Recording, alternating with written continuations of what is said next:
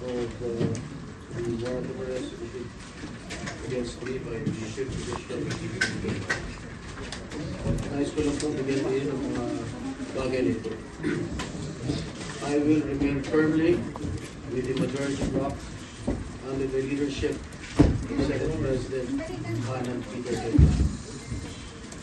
Hindi ako matitinag sa anumang pagigipit, nanakot, political maneuvering para talikuran ang aking paninigin. I will not yield to threats. I will not be intimidated. I will not be pressured into surrendering my independent judgment.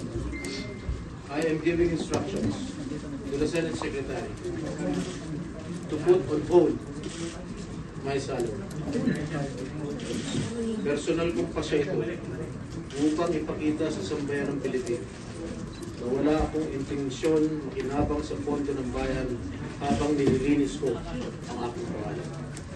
At higit sa lahat, hindi ako papasailalim ng kustodya ng Senado. I will not seek Senate custody. Hindi ko gagamitin ang Senado